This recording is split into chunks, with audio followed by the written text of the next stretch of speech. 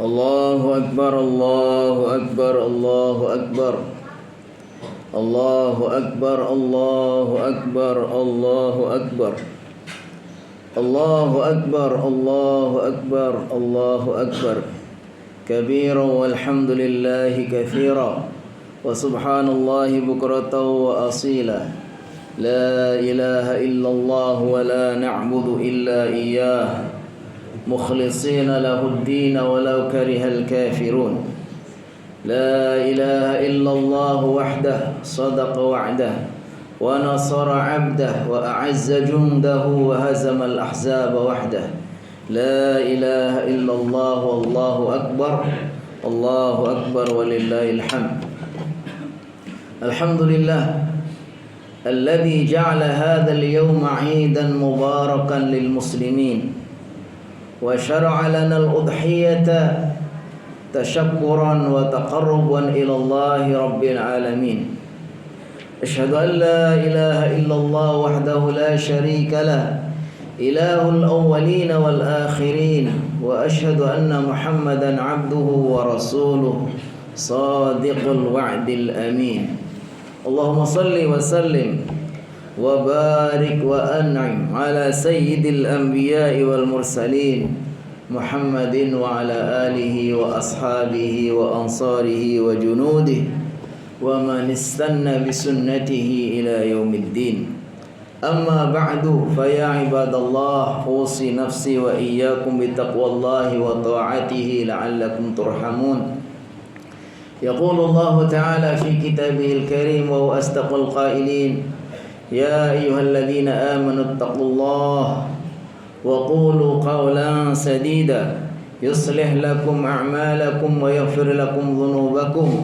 ومن يطع الله ورسوله فقد فاز فوزا عظيما ويقول في آية أخرى أعوذ بالله من الشيطان الرجيم بسم الله الرحمن الرحيم إنا أعطيناك الكوثر فصل لربك وانحر إن شانئك هو الأبتر ويقول صلى الله عليه وسلم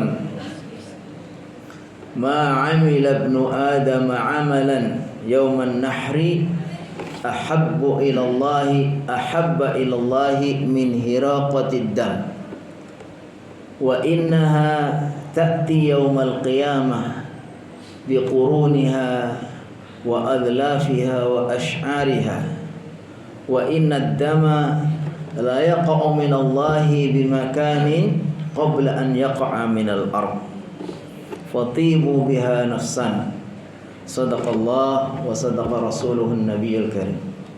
Kaum muslimin dan muslimat jamaah salat Idul Adha yang dimuliakan Allah, mari sama-sama kita memanjatkan pujian dan syukur kehadiratnya yang karena limpahan rahmatnya, taufik dan hidayahnya pada pagi yang penuh berkah, pagi yang sejuk tapi cerah, insyaallah penuh dengan rahmat Allah SWT. Kembali kita semua Allah mudahkan untuk bersama-sama hadir bertakarrub dalam rangka mensyukuri dan merayakan hari raya Idul Adha. Marilah kita bermohon kepada Allah kiranya niat kita, langkah kita, seluruh amal soleh kita, termasuk kurban-kurban kita, kiranya Allah SWT berkenan menerimanya menjadi amal soleh kita, menjadi tabungan amal kita di sisi Allah.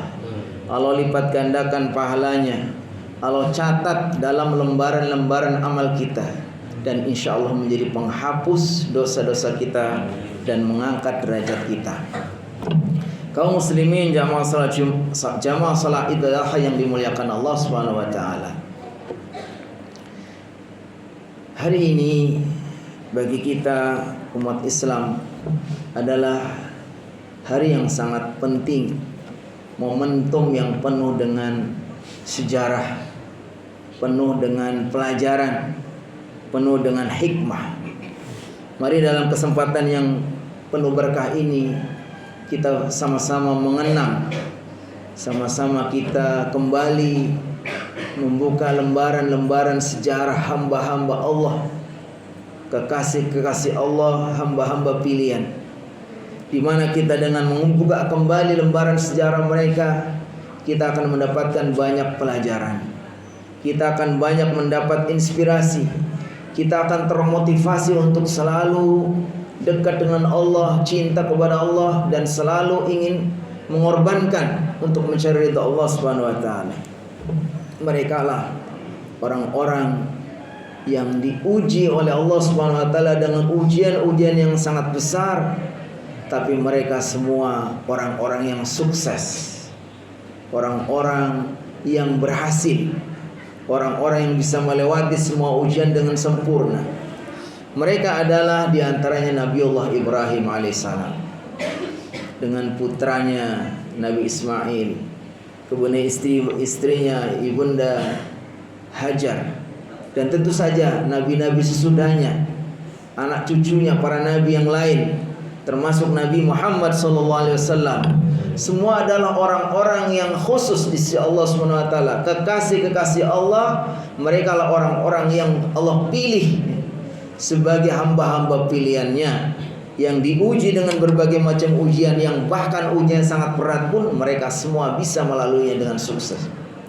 Allah Subhanahu wa taala berfirman menggambarkan bagaimana Nabi Ibrahim ketika diuji, wa idzi btala Ibrahim rabbuhu bikalimatin fa'atammahun. Ketika Allah, Tuhannya Nabi Ibrahim, mengujinya dengan kalimat-kalimat, fa'atammahun, maka Nabi Ibrahim bisa menyempurnakannya semua. Nabi Ibrahim diuji oleh Allah Subhanahu wa taala dengan kalimat-kalimat pendek kata-katanya, tapi dalam dan luas maknanya. Karena kalimat ini terdiri dari kalimat perintah. Jadi Nabi Ibrahim diuji dengan perintah apapun, bahkan ujian yang paling berat sekalipun, diperintah untuk menyembelih putranya pun, fa'atammahun, dia lakukan, dia jalani dengan sempurna. Juga kalimat-kalimat larangan. Kalimat perintah beliau semua lakukan. Kalimat larangan berarti beliau walaupun begitu tergiur nafsunya, keinginannya ingin melakukannya, tetapi ketika sudah dilarang sama Allah, dia tidak akan melakukan.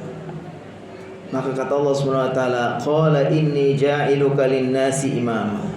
Karena Nabi Ibrahim sukses menerima ujian ini, baik ujian perintah maupun ujian larangan, dan semuanya dijalani dengan sempurna, maka kata Allah, qala inni ja'iluka lin-nasi imama. Akan kami jadikan engkau, wahai Ibrahim, sebagai tokoh, sebagai imam, sebagai panutan, sebagai teladan yang menginspirasi dan menjadi contoh bagi kita semua. Kata Ibrahim, qala wa min dzurriyyati, wahai Allah, hendaknya yang seperti saya, yang jadikan tokoh, yang jadikan panutan, jadikan pemimpin, bukan hanya saya, wa min dzurriyyati, tapi juga keturunan saya. Maka akhirnya turun-temurun para nabi sampai nabi terakhir Nabi Muhammad SAW, semua adalah merupakan orang-orang yang menjadi tokoh, dan mereka semua adalah pemimpin-pemimpin umat. Kaum muslimin jamaah salat Id yang dimuliakan Allah Subhanahu wa taala, di antara ujian yang Allah berikan kepada Nabi Ibrahim dan juga kepada anak cucunya, termasuk kepada putranya Nabi Ismail dan istrinya, ketika Allah perintahkan Nabi Ibrahim dengan membawa istrinya dan anaknya untuk berhijrah, melakukan satu safar yang jauh, safar dari Sam. Sam sekarang ini terdiri dari 4 negara, Palestina, Jordania, Suria, kemudian Lebanon. Itu dikenal dengan istilah Syam di zamannya itu. Allah perintahkan Nabi Ibrahim dan istrinya dan anaknya untuk berangkat pergi ke Bakkah, yaitu ke Mekah Al-Mukarramah. Inna awwala baiti wudi'a lin-nasi lalladzi bi Bakkah mubarakah. Bakkah di sana Mekah. Allah perintahkan Nabi Ibrahim dan istrinya dan anaknya masih kecil Ismail untuk pergi berhijrah menuju Makkah. Ternyata di sana Makkah adalah lembah yang gersang. Rabbana inni askantu min dzurriyyati biwadin ghairi dzi zar'in 'inda baitikal muharram. Ya Allah, Engkau tempatkan kami dan keluarga kami di satu lembah biwadin ghairi dzi zar'in, lembah yang tidak ada pohon-pohon, inda baitikal muharram, di dekat rumahmu yang mulia. Jadi Allah Subhanahu wa taala perintahkan Nabi Ibrahim untuk ke Mekah, ternyata ditempatkan di lembah Bakah. Lembah Bakah itu lembah gersang, tidak ada kehidupan, enggak ada pohon-pohon, enggak ada air. Tapi itulah ujian untuk Nabi Ibrahim dan keluarganya yang mungkin tidak akan kuat bila diujikan kepada hamba yang lain. Tapi karena kuatnya keimanannya, karena cintanya kepada Allah, karena besarnya rasa pengorbanannya, Nabi Ibrahim lakukan itu dengan sempurna. Setelah sampailah istrinya dan anaknya di tempat itu, lalu Nabi Ibrahim diuji lagi. Agar putranya yang masih kecil dengan istrinya ditinggal di situ, lalu Nabi Ibrahim disuruh kembali lagi ke Palestina. Betapa beratnya seorang ayah tahu bahwa di situ tidak ada tanda-tanda kehidupan, nggak ada pohon, nggak ada air, nggak ada tanda-tanda orang bisa hidup di situ. Tapi Allah perintahkan untuk ditinggalkan istrinya dan anaknya di situ yang masih kecil. Ketika itu disebutkan dalam Qasasul Anbiya, istrinya bertanya, "Wahai Ibrahim, apakah kau tinggalkan kami? Ini perintah Allah." Kata Ibrahim, "Ajal, iya." Kata istrinya, "Idan la yudayyi'ana." Kalau memang itu perintah Allah, pasti Allah tidak akan pernah menyanyiakan kami. Berangkatlah. Kata Ibrahim, berangkat. Setelah sekian lama belum selesai ujian itu. Begitu Nabi Ibrahim sudah mulai agak besar, Nabi Ismail sudah mulai besar, kemudian Nabi Ibrahim diuji lagi. Disuruh putranya itu yang sangat dia cintinya untuk disembelih. Itu pun beliau lakukan. Maka digambarkan begitulah Nabi Ibrahim mengikuti, menjalani ujian-ujian yang begitu berat, tapi semuanya dilalui dengan sempurna. Fa'atammahum. Apa pelajaran yang bisa kita ambil dari penggal kisah perjuangan dan pengorbanan Nabi Ibrahim ketika menjalani ujian-ujian dari Allah Subhanahu wa taala? Pertama, kita selalu harus optimis, yakin bahwa ketika Allah memerintahkan sesuatu atau ketika melarang sesuatu, pastilah di situ ada kebaikan. Gak mungkin Allah akan memerintahkan sesuatu kecuali di balik itu ada kebaikan. Dan tidak mungkin Allah akan melarang sesuatu kecuali itu memang membahayakan. Dan itu berlaku. Dan ternyata semua ajaran Islam isinya hanya dua. Islam ini isinya adalah aturan berupa perintah dan berupa larangan. Dan semua perintah-perintah itu semua adalah untuk kebaikan. Dan semua larangan itu pasti karena membahayakan. Bagaimana kita bayangkan Nabi Ibrahim melakukan perjalanan, kalau dari Syam ke Mekah itu kurang lebih hampir 2000 mil. Kalau di kilo kurang lebih hampir 1600 kilo. Kalau kita sekarang mungkin naik pesawat cukup 3 jam. Tapi kita bayangkan di zaman itu sepeda pun belum ada. Mungkin paling jalan kaki atau mungkin naik onta atau naik kuda. Jadi perjalanan yang sangat berat. Ternyata yang ditempuh di sana ditujuan adalah sebuah lembah gersang yang tidak ada tanda-tanda kehidupan. Kalau sekarang mungkin kita seluruh perjalanan dari Indonesia ke Mekah pun ya 9 jam naik pesawat, tidak ada masalah. Tapi kita bayangkan bagaimana di zaman dulu. Tapi ternyata di balik itu, Masya Allah hikmahnya. Kita bayangkan dulu Nabi Ibrahim ketika pertama kali ke Bakah ini, ke lembah Mekah itu, ternyata belum ada apa-apa. Yang ibadah pun baru 3 orang. Di dekat Baitullah itu Nabi Ibrahim, Nabi Ismail, Siti Hajar. Mereka sholat, mereka tawaf, mereka sa'i di situ. Yang menjadi syariat kan dari situ. Ternyata hanya 3 orang. Coba bayangkan sekarang. Setiap tahun orang umroh ini diperkirakan sekitar 8 sampai 9 juta setiap tahun. Umrah itu setahun kurang lebih sampai segitu. Haji setiap tahun itu hampir 2 juta. Yang resmi itu tercatat sekitar 1900 sekian atau 1800 sekian. Tapi yang tidak daftar, yang resmi, yang ilegal itu mungkin sampai 2 juta. Betapa banyaknya orang-orang yang datang ke situ. Ternyata itu adalah doa Nabi Ibrahim. Rabbana inni askantu min dzurriyyati biwadin ghairi dzin. Rabbana liyuqimus shalah. Agar mereka semua mendirikan salat, anak cucu Nabi Ibrahim. Kata beliau, faj'al afidatan minan nasi tahwi ilaihim.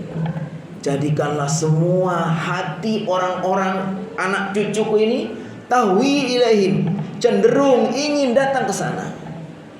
Dan itu sudah terbukti sekarang. Semua orang, seorang muslim yang benar keimanannya, yang benar-benar tulen keislamannya, pasti dia rindu kepengin ke Ka'bah. Karena setiap hari dia sudah sholat menghadap ke Ka'bah. Makanya pertama kali dia melihat Ka'bah biasanya itu mencucurkan air mata, haru. Karena selama ini dia sudah menghadap Ka'bah tapi belum pernah ketemu. Dan sekarang apalagi dengan orang begitu berbondong-bondong ingin haji, ingin umrah. Daftar haji sekarang walaupun sudah punya bekalnya pun, daftar sekarang mungkin bisa 30 tahun lagi. Begitulah hikmah di balik perintah Allah. Maka siapapun kita, seorang muslim, seorang mukmin, ketika Allah sudah perintahkan, yakinlah. Tidak usah dibantah, tidak usah. Kalau memang jelas-jelas itu perintah dari ayat, dari Al-Quran, aturan dari Allah jelas itu, nggak usah ragu. Pasti di balik itu adalah kebaikan. Sebagaimana ketika Allah melarang, pastilah karena ada bahaya, ada madarat yang merugikan. Itu pertama. Yang pelajaran yang kedua, kita bisa bayangkan bagaimana Nabi Ibrahim ketika dulu masih di Syam. Syam ini sekarang bumi Palestina, Jordan, kemudian Lebanon, kemudian Suriah. Yang paling parah sekarang kita rasakan bagaimana penderitaan saudara-saudara kita yang ada di Palestina. Hampir 2 tahun, mungkin sudah setahun 8 bulan. Mereka itu digenosida.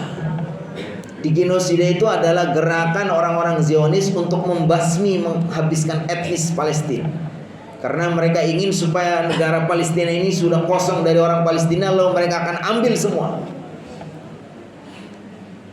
Ini bagi kita adalah suatu ujian. Memang kalau secara geografis kita ini jauh. Kita ini dengan sana kita harus melakukan perjalanan. Saya sudah 3 kali pergi ke perbatasan Gaza Utara itu. Biasanya saya 9 jam, nanti ditambah 2 jam lagi. Kurang 11 jam perjalanan ke sana naik pesawat. Ternyata kita perhatikan, mereka memang secara geografis jauh, tapi itu mereka adalah orang-orang yang seharusnya menjadi perhatian kita. Karena innamal mu'minuna ikhwatun. Karena orang mukmin di mana pun mereka sebetulnya adalah saudara kita. Kalau orang-orang Palestina itu secara historis dia khusus. Mereka dulu sama nasibnya dengan kita, sama-sama dijajah. Kalau kita dijajah sama Belanda, kalau mereka dijajah sama Inggris. Tapi kita sudah lepas dari penjajahan hampir 80 tahun yang lalu. Mereka sampai sekarang masih dijajah. Di negeri, di zaman yang sudah seperti ini kok mereka masih dijajah. Memang sangat aneh, ironis kan. Dan sekarang korban genosida itu sudah hampir 60.000. Anak-anak, orang tua, ibu-ibu yang tidak berdosa mereka menjadi syahid. Itu harusnya sudah menjadi perhatian kita juga. Kenapa? Karena mereka secara historis itu tadi khusus dengan bahasa Indonesia itu. Ketika rakyat Indonesia, bangsa Indonesia memproklamirkan diri sebagai bangsa yang merdeka, ternyata orang Palestina sudah merespon. Ada 2 orang utusan sana mengakui kemerdekaan Indonesia. Yaitu Muhammad Amin Al-Husaini, ini seorang mufti Palestina.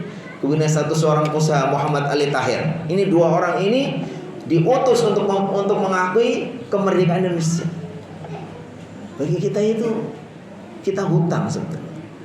Ini secara historis sebetulnya Palestina ini memang ada kekhususan. Nasibnya sama-sama dijajah, tapi sampai sekarang mereka masih dijajah sedangkan kita sudah merdeka. Oleh karena itu ketika zaman Presiden Soekarno pun, Presiden Soekarno mengatakan sampai kapanpun Indonesia tidak akan mengakui Israel selagi belum memberikan kemerdekaan kepada Palestina. Dan itu harusnya dipegang sama presiden siapapun. Jadi jangan macam-macam. Kalau sampai tidak ngikuti, ini Bapak founding fathernya itu Pak Presiden pun seperti itu. Jadi sampai sekarang masih komitmen insyaallah. Ini pelajaran bahwa kita bahwa itu hendaknya kita juga harus punya kepedulian. Yang kedua, di samping mereka itu secara historis itu punya kekhususan dengan Indonesia, mereka itu adalah saudara-saudara kita. Kata Allah Subhanahu wa taala, innamal mu'minuna ikhwatun. Semuanya dimanapun, selagi mereka itu imannya sama, kiblatnya sama, Qur'annya sama, nabinya sama, sholatnya sama, itu saudara. Kalau beda-beda dikit, nggak usah jadi masalah. Kita di Indonesia juga seperti itu. Sekarang diajarkan kita untuk lebih terbuka. Jangan mau dipecah belah sama agama lain. Sebenarnya itu adalah orang-orang yang tidak ingin supaya kita bersatu. Gara-gara kunut dengan tidak kunut, gara-gara wiridnya dijelas jahar satu tidak, gara-gara itu masalah-masalah kecil, tapi itu sengaja memang supaya umat Islam itu tidak bersatu. Kita dengan bangsa Palestina atau manapun ketika mereka itu sama-sama orang Muslim, innamal mu'minuna ikhwatun. Dan kita digambarkan oleh Rasulullah SAW, mathalul mu'minin fi tawadihim wa tarahumihim wa ta'atufihim kamathalil jasadil wahid idza ishtaka minhu 'udwun tada'a sa'irul jasad bis-sahri wal humma. Orang mukmin yang satu dengan mukmin yang lain dimanapun mereka berada, kata Rasulullah SAW, itu seperti satu anggota tubuh. Yaitu apabila ada bagian yang menderita, maka otomatis akan terasakan juga oleh yang lain. Kalau ada yang sakit di antara kita, badan kita ada yang sakit, maka kita ikut demam. Itu harusnya seperti itu. Jadi kalau kita sekarang ini alhamdulillah Allah karuniakan nikmat yang sangat besar. Kata Allah Subhanahu wa taala, alladzi at'amahum min ju' wa amanahum min khauf. Hendaknya orang-orang itu setelah diberikan Allah, diberikan kesejahteraan, diberikan makan yang cukup, kita Masya Allah sehari-hari kita sudah banyak juga mengkonsumsi berbagai macam makanan ya. Bisa berkurban, daging banyak. Wa amanahum min khauf, dan Allah karuniakan kepada kita rasa aman.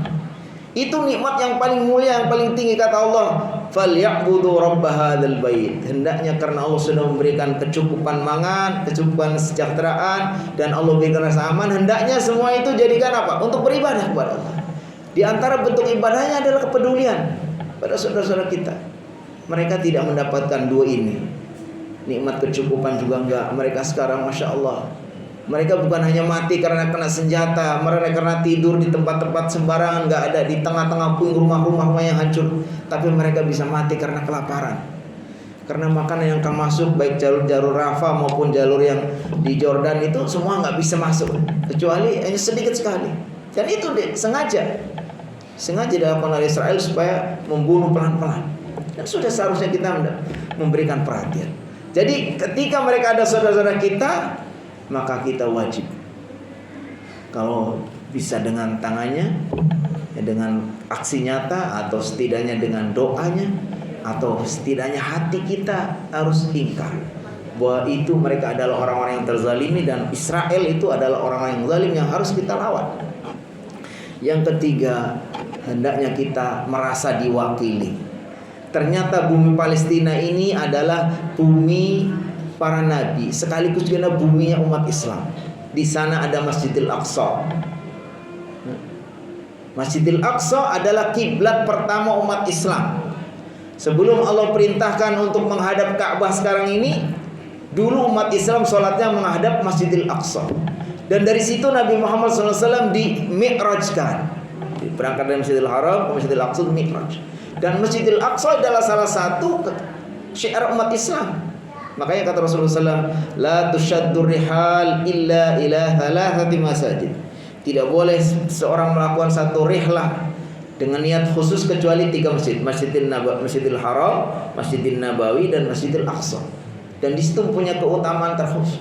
Sehingga kalau mereka selama ini bertahan, tidak mau pergi dari negeri itu dalam rangka mempertahankan kemuliaan negerinya, negeri para nabi. Ada Masjidil Aqsa, ada Al-Quds di situ, ada Qubatus Sahra, Nabi Muhammad SAW dimi'rajkan. Itu mereka pertahankan. Kalau mereka mau enak, banyak orang yang mau komentar begitu. Ngapain sih? Ada satu paham juga ini, saya paham di ustadz yang mengembangkan paham ini. Ngapain sih mereka itu bertahan di situ? Udah kasih aja ke Israel. Kalau dalam Islam kan, jangankan mempertahankan negara, orang mempertahankan hartanya yang mau dirampas. Man mata duna malihi mata syahidan. Orang yang mati karena mempertahankan miliknya yang sah, lalu ada orang mau merebut, mau merampok, mau maling, lalu dia lawan, mati syahid. Apalagi mempertahankan bumi para nabi. Mereka memang akhiran situ sah sebagai warga Palestina, tapi kemudian diambil, dijajah sama Israel. Maka mereka bertahan. Tapi mereka bilang udah keluar aja dari situ yang penting aman. Memang ada yang sudah terprovokasi. Ada orang Palestina yang dia mau menjual rumahnya, lahannya, bahkan dengan harga yang paling fantasi, paling mahal pun akan dibeli sama Israel. Karena Israel memang penting, yang penting kamu keluar. Di mereka kalau dibayar nggak mau, dirayu-rayu nggak mau, baru kemudian dihabisin, diserang. Tapi kalau mereka dengan sukarela mau menjual tanahnya dengan harga mahal pun bisa dibayar sama Israel. Ada orang sebagian itu sembunyi-sembunyi, dia jual rumahnya kemudian dia pergi. Diurus sampai mau menjadi warga mana, mau Suriah atau diurus sama mereka. Tapi bagi mereka itu aib. Jadi ketika saya datang ke Jordan itu, kata mereka di sini ada warga-warga Palestina yang aib, nggak mau memberitahu bahwa mereka itu orang Palestina. Kenapa? Karena mereka itu dengan sembunyi-sembunyi menjual rumahnya, menjual tanahnya, lalu kemudian mereka aman di situ. Tapi yang lain itu ada pun sedikit sekali. Yang lain semua bertahan. Lebih bagus mati asal dia tetap mempertahankan. Harusnya kita sebagai bangsa Indonesia sebetulnya merasa diwakili. Mereka adalah orang-orang yang mempertahankan bumi para nabi, mempertahankan Masjidil Aqsa. Maka sudah seharusnya kita juga ada kepedulian kepada mereka. Mudah-mudahan ini beberapa hal yang mungkin bisa kita ambil pelajaran dari sepenggal kisah Nabi Ibrahim dan keluarganya, dan mudah-mudahan insyaallah memberikan inspirasi kepada kita untuk terus membela saudara-saudara kita dengan apa yang kita bisa lakukan. Kata Rasulullah SAW, man ra'a minkum munkaran falyughayyirhu biyadihi fa illam yastati' fa bilisani fa illam yastati' fa biqalbihi wa dzalika adhaful iman. Kita yakin bahwa ini adalah suatu kemungkaran, dan bukan sekedar kemungkaran biasa, itu kemungkaran yang dilakukan oleh Zionis kepada saudara-saudara kita. Maka sudah seharusnya, kata Rasulullah SAW, siapapun yang tahu ketika ada kemungkaran, hendaknya dia lakukan aksi, lakukan gerakan apa untuk merubahnya. Kalau bisa dengan aksi nyatanya, dengan perbuatannya. Kalau nggak bisa, dengan lisannya. Kita katakan ini penjajahan, ini kezaliman. Kalau tidak bisa juga minimal dengan hatinya kita selalu mendoakan saudara-saudara kita. Mudah-mudahan mereka suatu saat nanti akan diberikan kebebasan, ya. Allah muliakan mereka dengan kemerdekaan bumi Palestina. Allah kembalikan kejayaan Masjidil Aqsa kepada umat Islam. Barakallahu li wa lakum fil Qur'anil azim.